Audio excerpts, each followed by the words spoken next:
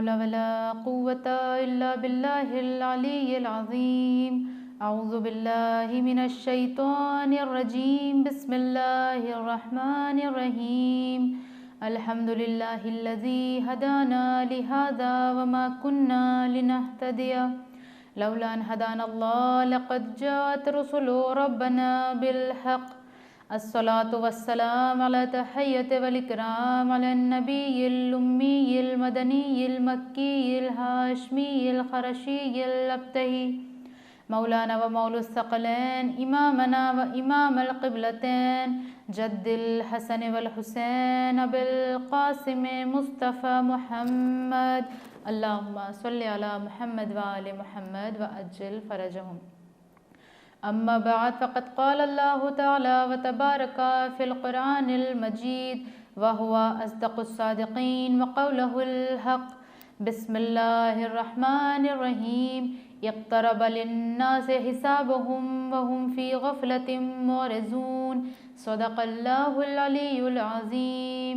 اللهم صل على محمد وآل محمد وأجل فرجهم. عزیزان محترم، آغاز کلام میں تمام حمد و ستائش، تمام تعریف و توصیف اس پروردگار عالم کے لیے ہے کہ جو سریع رضا ہے، یعنی بہت جلد راضی ہو جانے والا ہے. وہ پروردگار کہ جو ہمارے گناہوں کے باوجود بھی اپنی نعمتیں مسلسل ہم تک بھیجتا ہے. یوں تو پروردگار عالم نے ہمیں بہت ساری نعمتوں سے نوازا ہے جن کی کوئی گنتی نہیں، لیکن ہر کسی کو، اسپیشلی ہماری کمیونٹی میں، جس کے پاس چاہے کتنی ہی بڑی نعمت کیوں نہ ہو، لیکن اس نعمت کا مقابلہ نہیں کر سکتی جو نعمت پروردگار عالم نے ہمیں ایک خاص طور پر دی ہے، ایک خاص طریقے سے دی ہے. اور وہ نعمت کیا ہے؟ وہ نعمت ہے اہل بیت اور اہل بیت کی محبت. یعنی اہل بیت کے در سے متمسک ہو جانا، ان سے محبت کرنا، ان کی پیروی کرنا، یہ ہمارے لیے ایک بہت بڑی نعمت ہے. اور عزیزان محترم، نعمت جو ہوتی ہے جب اللہ دیتا ہے تو کل کو اللہ اس کے حوالے سے سوال بھی کرے گا کہ ہم نے جو تمہیں نعمت دی تو تم نے اس کا کیا کیا. اگر آج اللہ نے ہمیں اور آپ کو دولت سے نواز دیا تو کل اللہ حساب لے گا کہ جو دولت تمہیں دی تھی تم نے اس کا کیا کیا. تم نے یتیموں پر صرف کیا، تم نے غریبوں کو کھانا کھلایا، اپنے پڑوسیوں کے حقوق کا خیال رکھا. اللہ بالکل ہم سے حساب لے گا. ہر نعمت کا حساب اللہ لیتا ہے. صرف رحمت کا حساب اللہ نہیں لے گا جو اپنے رحم سے اللہ دے رہا ہے، لیکن جو نعمتیں اللہ دے رہا ہے اس کا حساب کتاب ہوگا. اور انہی نعمتوں میں سے ایک سب سے بڑی نعمت ہمارے پاس اہل بیت ہیں. کل کو اللہ ہم سے سوال کرے گا کہ جو ہم نے تمہیں اہل بیت دیے تو تم نے ان اہل بیت سے کیا سیکھا، کیا درس حاصل کیا، کیا کیا تم نے ان کا. آپ سوچیں کہ ہمارے لیے یہ بہت بڑی بات ہے کہ جس پر ہم اکثر توجہ نہیں دیتے ہیں، جبکہ توجہ دینے کی ضرورت ہے کہ ہم اہل بیت سے لے کیا رہے ہیں، ہم اہل بیت سے سیکھ کیا رہے ہیں. کہیں یہ ایک رسم تو نہیں بن گئی ہے کہ ہر سال محرم آئے اور ہم 2 مہینے 8 دن عزاداری کریں اور پھر فرش عزا سمیٹ کر رکھ دیں اور پھر اب ہمیں کوئی مطلب نہیں، اب پھر جب محرم آئے گا پھر ہم ذکر میں مبتلا ہو جائیں گے، فضائل پڑھیں گے، مصائب پڑھیں گے اور دیٹس اٹ. کہیں ایسا تو نہیں ہے؟ کیونکہ اگر ایسا ہے تو پھر تو ہماری نجات مشکل ہے، پھر تو ہماری زندگیاں بھی مشکل ہیں نا. لہٰذا خود پر بہت توجہ دینے کی ضرورت ہے. اور اس چیز پر ہم کس طرح سے ورک کر سکتے ہیں اس کو میں آگے بیان کروں گی. فی الحال میری آج کی مجلس کا جو عنوان ہے وہ ہے عرفان امام حسین علیہ السلام. کیونکہ اگر کسی کی ہمیں پیروی کرنی ہے تو پہلے اس کا عرفان ہونا چاہیے، پہلے اس کی معرفت تو ہونی چاہیے، پہلے ہمیں پتہ تو ہو کہ یہ شخصیت ہے کون، یہ کس گھر خاندان سے تعلق رکھتی ہے. اگر ہم کسی کو جانتے نہیں، کسی کو پہچانتے نہیں تو ایسے بلائنڈلی تو ہم کسی کو نہیں فالو کرنے لگیں گے نا. ہم لوگ امام حسین علیہ السلام کو کافی جانتے ہیں اس مجلسوں کے صدقے سے، اس مجلسوں کی برکتوں سے کافی حد تک جانتے ہیں، لیکن علماء نے جس انداز میں امام حسین کو ہمارے سامنے پیش کیا اس طرح سے بھی ہمیں دیکھنے کی ضرورت ہے، تاکہ ہمیں، آپ کو اور دوسروں کو بھی یہ سمجھ آ جائے کہ واقعاً امام حسین کی کیا شخصیت ہے۔ کسی بھی انسان کا عرفان حاصل کرنے کے لیے، اس کی معرفت حاصل کرنے کے لیے سب سے پہلے خود اس کا کردار دیکھا جاتا ہے، اور اس کے بعد یہ دیکھا جاتا ہے کہ وہ کس گھر اور خاندان کا ہے، اس کا سراؤنڈنگ کیسا ہے، اس کا حسب نسب کیسا ہے، وہ کس ماحول میں تربیت پایا، وہ کس آغوش میں تربیت پایا ہے۔ لہٰذا جب امام حسین علیہ السلام کی عظمت کی منزل میں ہم آتے ہیں اور خاندانی عظمت کا مظاہرہ کرتے ہیں تو ہمیں دیکھنے کو ملتا ہے کہ رسول خدا خود یہ فرما رہے ہیں مسجد نبوی میں کہ کیا میں تمہیں ایسے شخص کے بارے میں بتاؤں کہ جس کے نانا سے بہتر کسی کا نانا نہیں ہے، جس کے بابا سے بہتر کسی کا بابا نہیں ہے، جس کی ماں سے بہتر کسی کی ماں نہیں ہے۔ تو لوگوں نے سوال کیا کہ ایسا کون ہے کہ جس کے نانا سے، یعنی جس کے جد سے بہتر کسی کا جد نہیں، جس کے والد سے بہتر کسی کا والد نہیں، جس کی والدہ سے بہتر کسی کی والدہ نہیں۔ لوگ حیران ہوئے۔ رسول خدا نے فرمایا حسین ابن علی، یہ حسین ہیں کہ جس کے جد سے بہتر کسی کا جد نہیں، جس کے بابا سے بہتر کسی کا بابا نہیں، جس کی ماں سے بہتر کسی کی ماں نہیں۔ اب اگر اس کو ہم سیکوینس وائز دیکھیں تو واقعاً ہمیں یہ معلوم ہوتا ہے، اور خود اس سے امام حسین کی شخصیت اور عرفان کا اندازہ لگایا جا سکتا ہے کہ رسول خدا جو کہ امام حسین علیہ السلام کے نانا ہیں، خود ان کی منزلت کیا ہے، خود ان کا رتبہ کیا ہے۔ یہ وہ ہیں کہ جن کا کلمہ پڑھنے سے انسان مسلمان ہو جاتا ہے، کہ جن کی جوتیاں سیدھی کرنے پر آیا ہوا فقیر ابو ذر بن جاتا ہے، جن کے ساتھ رہنے سے اور ان کی غلامی کرنے سے ایک عام سا شخص ایمان کے 10ویں درجے پر فائز ہو جاتا ہے اور سلمان فارسی سے سلمان محمدی بن جاتا ہے۔ یہ وہ رسول ہیں کہ جن کو اللہ نے اپنا دوست قرار دیا ہے، اپنا حبیب قرار دیا ہے، جو عالمین کے لیے رحمت بن کر آئے ہیں۔ خداوند عالم خود رسول خدا کو بار بار الگ الگ ناموں سے مخاطب کرتا ہے۔ کبھی کہتا ہے یا ایھا الرسول، یا ایھا النبی، یا ایھا المزمل، یا ایھا المدثر، یا ایھا المدثر، الگ الگ القاب سے پروردگار عالم آپ دیکھیں کہ کتنی محبت کرتا ہے اللہ رسول خدا سے۔ اور پھر جیسا کہ پروردگار عالم رسول خدا کو اپنا حبیب کہہ رہا ہے، اپنا دوست کہہ رہا ہے، تو ایک سوال یہ بھی اٹھتا ہے کہ دوست تو حضرت ابراہیم علیہ السلام بھی تھے، حضرت ابراہیم کو بھی اللہ نے اپنا خلیل کہا ہے، حبیب کے معنی بھی دوست کے ہیں اور خلیل کے معنی بھی دوست کے ہیں، تو دونوں میں فرق کیا ہے؟ تو علماء نے بڑی خوبصورتی سے بیان کیا ہے اور بہت آسان مثالوں کے ساتھ کہ حبیب اور خلیل کا معنی بھلے ایک ہوتا ہو لیکن دونوں میں فرق پایا جاتا ہے اور کافی فرق پایا جاتا ہے۔ پہلا فرق تو یہ کہ حبیب وہ ہوتا ہے کہ جس سے خدا خود دوستی کرنا چاہتا ہے، اپنا دوست بنا لیتا ہے، اور خلیل وہ ہوتا ہے کہ جو خود خدا سے تقاضا کرتا ہے دوستی کا۔ یا آگے علماء فرماتے ہیں کہ حبیب کہ خلیل وہ ہوتا ہے کہ جو پروردگار عالم سے کہتا ہے کہ پروردگار تو مجھے دکھا دے کہ تو کیسے مردوں کو زندہ کرے گا، تو پروردگار کہتا ہے کیا تم ایمان نہیں رکھتے؟ تو خلیل کہتے ہیں کہ ایمان تو رکھتا ہوں لیکن دل کے اطمینان کے لیے، تو پروردگار عالم انہیں اپنی نشانی دکھاتے ہیں۔ یعنی خلیل وہ کہ جو پروردگار سے تقاضا کرتا ہے کہ مجھے اپنی نشانی دکھا دے، اور حبیب وہ ہوتا ہے کہ جسے پروردگار عالم راتوں رات کعبہ قوسین کے منزل پر لے کر جاتا ہے، جس میں خدا خود یہ فرماتا ہے کہ سبحان الذی اسریٰ بعبدہ لیلا من المسجد الحرام الی المسجد الاقصی، کیوں؟ تاکہ اپنی آیات دکھائے، اپنی نشانیاں دکھا سکے۔ یہ حبیب ہے۔ خلیل وہ ہوتا ہے جو پروردگار عالم سے دعا کرتا ہے رب اشرح لی صدری، کہ پروردگار میرے سینے کو کشادہ کر دے، اور حبیب وہ ہوتا ہے کہ جس سے پروردگار عالم خود کہتا ہے الم نشرح لک صدرک، کیا ہم نے آپ کے سینے کو کشادہ نہیں کیا؟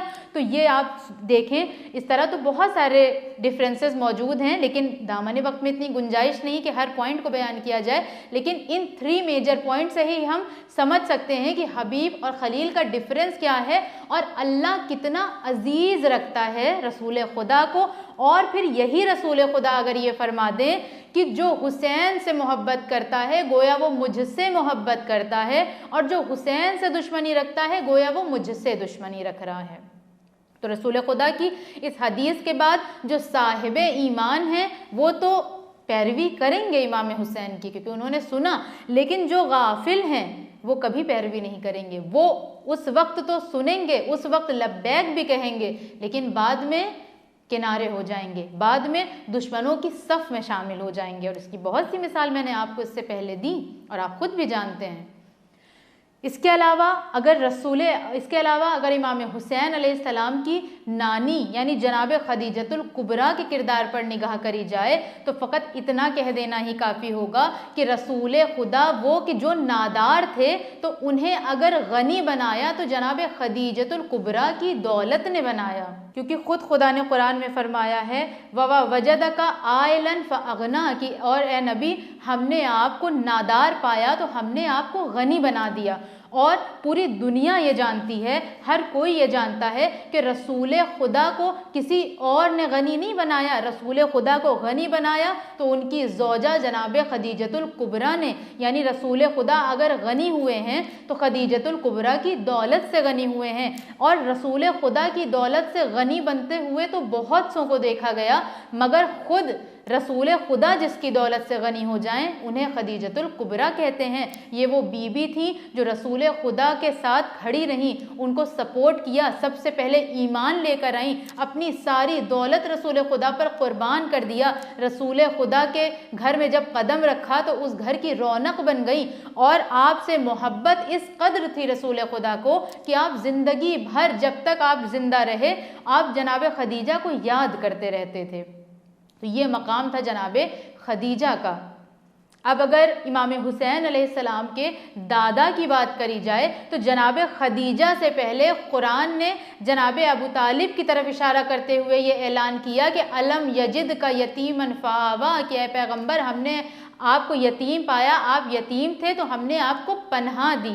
ہم سب جانتے ہیں کہ جب باپ دنیا سے چلا جاتا ہے تو اگر دادا زندہ ہو تو وہ بچے کی سرپرستی کرتا ہے، اور جناب عبد المطلب جب تک موجود تھے رسول خدا کی سرپرستی کر رہے تھے، لیکن جب جناب عبد المطلب کا وقت آخر آیا اور آپ کے 12 بیٹے تھے، آپ نے اپنے 12 بیٹوں کو جمع کیا اور فرمایا کیا کوئی ہے تم میں سے جو میرے اس بیٹے کی نشانی کی ضمانت لے، جو اس کی سرپرستی کرے؟ سارے بیٹے خاموش تھے۔ ایک بیٹا آگے بڑھا یعنی جناب ابو طالب، کہا بابا میں ضمانت لیتا ہوں اس بچے کی، میں خیال رکھوں گا اس بچے کا، اور اتنا خیال رکھوں گا کہ اپنی اولاد کو کبھی اس پر ترجیح نہیں دوں گا۔ اور جب جناب عبد المطلب اس دنیا سے چلے گئے اور باقاعدہ رسول اللہ کی یتیمی کا دور شروع ہوا تو وہاں سے جناب ابو طالب نے سنبھالا۔ آپ دیکھیں کہ اور خدا کیا کہہ رہا ہے کہ الم یجد کا یتیما فآویٰ، کہ ہم نے آپ کو یتیم پایا تو ہم نے آپ کو پناہ دی، یعنی پناہ دے رہے ہیں حضرت ابو طالب، اور خدا کہہ رہا ہے کہ ہم نے پناہ دی، یعنی بہت سارے نمازیوں کو دیکھا گیا، بہت سارے روزے داروں کو دیکھا گیا، بڑے بڑے عبادت شعاروں کو دیکھا گیا، مگر اللہ نے کسی کے عمل کو اپنے عمل سے نہیں جوڑا، لیکن یہ فقط حضرت ابو طالب کا شرف ہے کہ پال وہ رہے ہیں، پناہ وہ دے رہے ہیں۔ اللہ کہہ رہا ہے کہ ہم نے تمہیں پناہ دی، حفاظت وہ کر رہے ہیں، اللہ کہہ رہا ہے کہ ہم نے تمہاری حفاظت کری، یعنی حضرت ابو طالب کے عمل کو اپنے عمل سے جوڑ دیا۔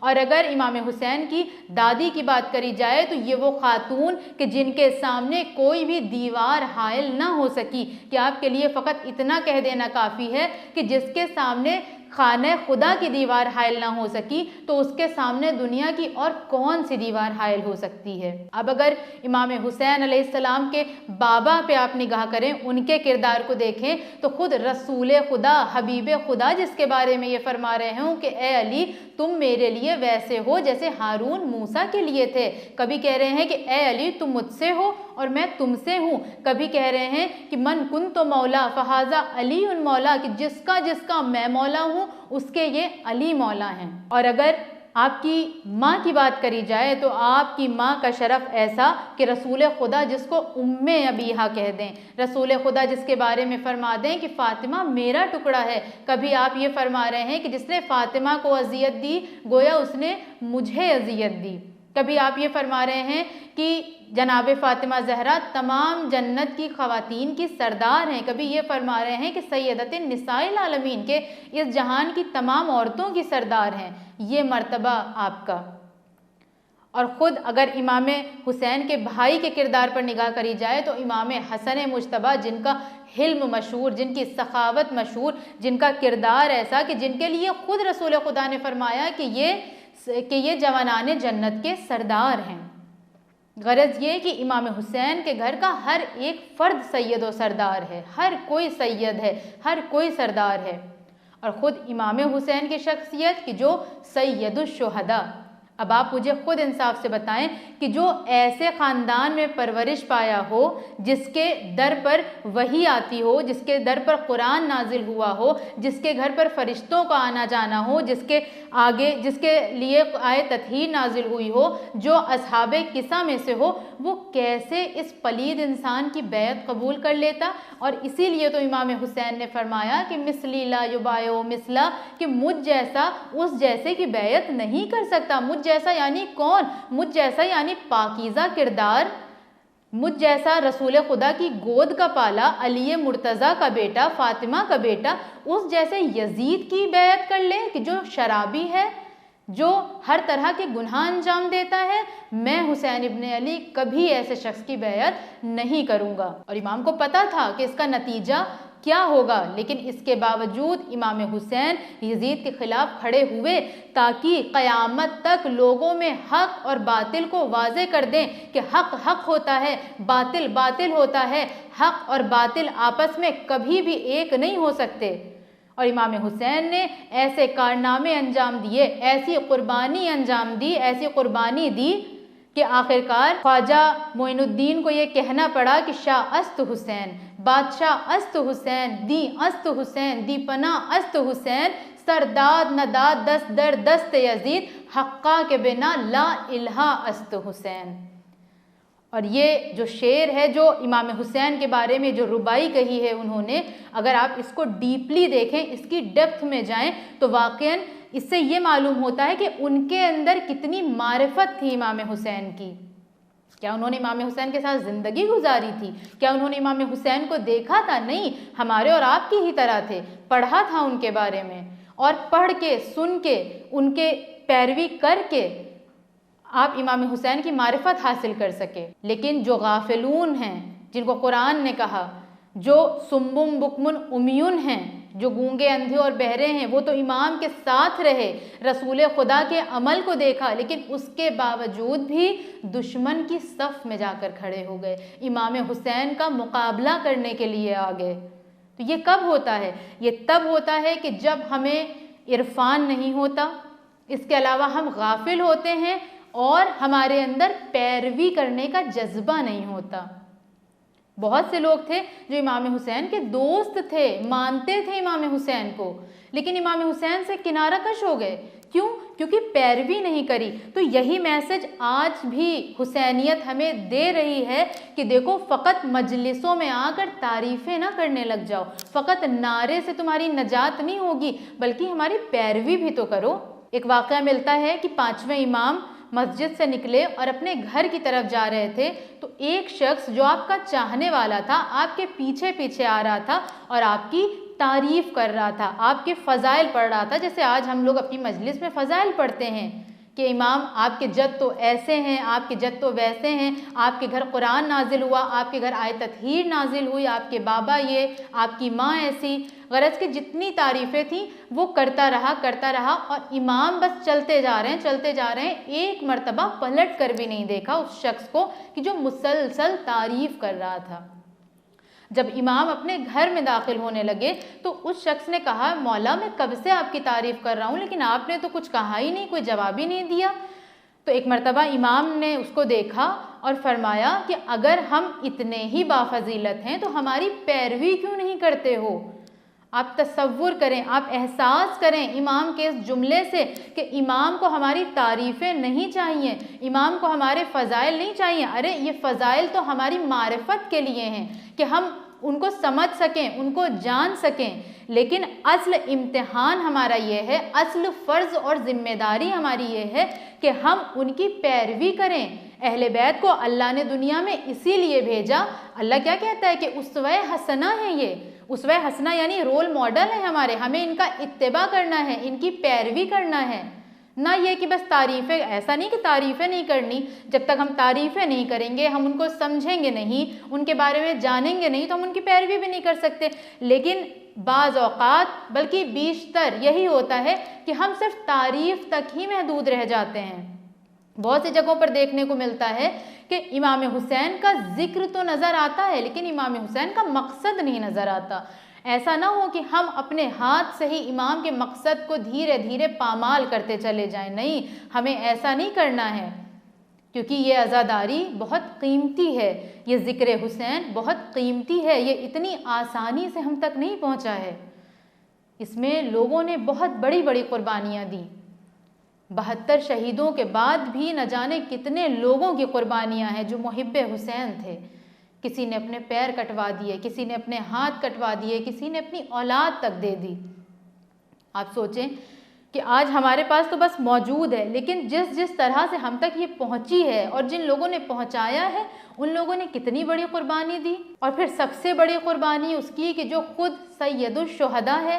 لہٰذا ہماری ذمہ داری ہے کہ ہم امام حسین علیہ السلام کے مقصد کو زندہ رکھیں تاکہ امام ہم سے راضی ہو سکیں۔ عزاداروں، امام حسین علیہ السلام نے کربلا میں جو قربانی دی تو اس میں فقط مردوں کی قربانی نہیں تھی، جیسا کہ میں نے کہا کہ فقط مرد وہاں پر نہیں تھا کہ خالی جوش اور جذبے میں تھے، نہیں، بلکہ کربلا کی خواتین کا بھی ایسا کردار تھا کہ تاریخ نے آج تک کسی خاتون کے بارے میں ایسا نہیں لکھا جیسا کربلا کی خواتین کے بارے میں تاریخ ہمیں بتاتی ہے۔ ایسی مائیں، یہاں اگر ہمارے بچوں کو ذرا سی تکلیف ہو جائے تو ہمارا دل مچل جاتا ہے، مگر ہمارا سلام ہو کربلا کی ان ماؤں پر کہ جو شب عاشورہ اپنے بچوں کو آراستہ کر رہی ہیں، کس لیے؟ تاکہ کل اپنے مولا پر اپنی جان کو قربان کر دینا۔ ہمارا سلام، ہمارا لاکھوں درود و سلام ہو ایسی ماؤں پر کہ جن کے اندر معرفت حسین اس طرح سے تھی کہ جنہوں نے پہلے ہی اعلان کر دیا تھا کہ اگر ہم جئیں گے تو حسین کے ساتھ اور اگر ہم مریں گے تو حسین کے ساتھ۔ تاریخ بتاتی ہے کہ شب عاشورہ جناب زینب اپنے دونوں بچوں کو اپنے سینے سے لگائے ہوئے اور مستقل یہ سمجھاتی رہیں کہ دیکھو بیٹا، تم مجھے سرخرو کرنا، ایسا نہ ہو کہ میں اپنے بھیا کے سامنے شرمندہ ہو جاؤں، کل تم میرے بھائی پر قربان ہو جانا۔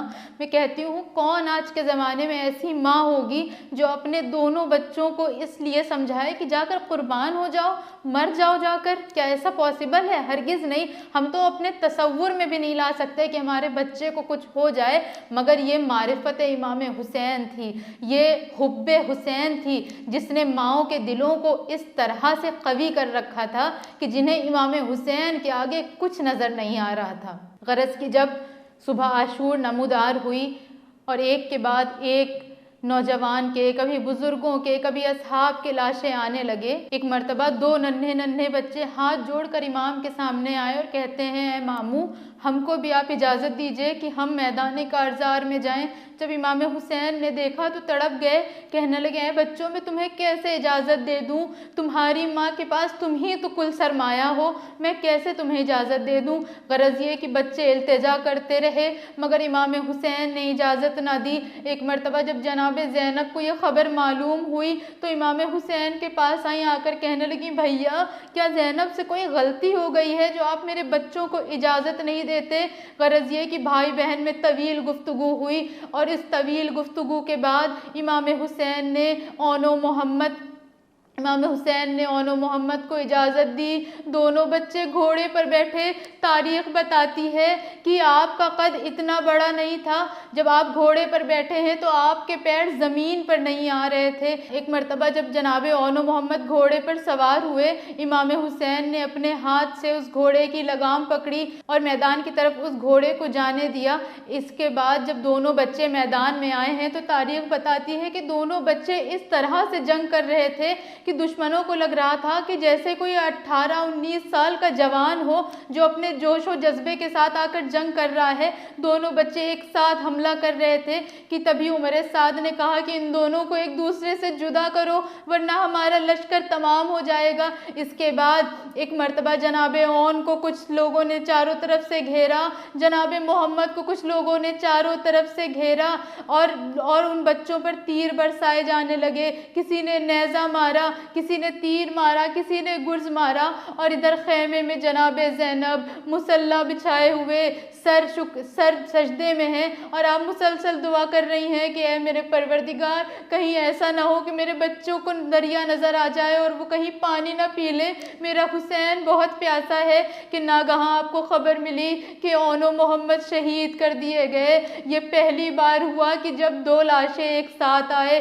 جیسے ہی لاشیں آئے تمام بیبیاں آ گئیں، تمام بیبیوں نے حلقہ بنا لیا اور گریہ کرنے لگی۔ ان تمام بیبیوں میں جناب زینب کہیں نظر نہیں آتی۔ ایک مرتبہ جناب فضہ نے جناب زینب سے آ کر کہا اے بی بی کم از کم آخری بار اپنے بچوں کا دیدار تو کر لیں۔ جناب زینب نے فرمایا اماں فضہ مجھے ڈر ہے کہ کہیں ایسا نہ ہو کہ میں اپنے بچوں کو دیکھ کر بے ساختہ رونے لگ جاؤں اور میرا بھائی حسین مجھے دیکھ کر شرمندہ ہو جائے۔ میں کہوں گی ہمارا لاکھوں سلام ہو جناب زینب کے اس حوصلے پر کہ یہ وہ ماں تھی کہ جو اپنے بچے کے لاشے پر نہیں روئی، نہ کوفے کی راہ میں اپنے بچوں پر روئی، نہ زندان شام میں سر آنے پر روئی۔ مگر میں ایک ماں ہوں، میں سمجھ سکتی ہوں کہ جب جناب زینب مدینے گئی ہوں گی اور جناب اون و محمد کے حجرے میں گئی ہوں گی تو بچوں کے ننھے ننھے بستر دیکھ کر ضرور جناب زینب کا دل پھٹ گیا ہوگا۔ ان بچوں کو جب دیکھا ہوگا کہ جو بچے اون و محمد کے ہمسن ہیں، جو ان کے ساتھ کھیلا کرتے تھے، ضرور جناب زینب نے اپنے بچوں کو یاد کر کے گریہ کیا ہوگا۔ الا لعنت اللہ علی قوم الظالمین۔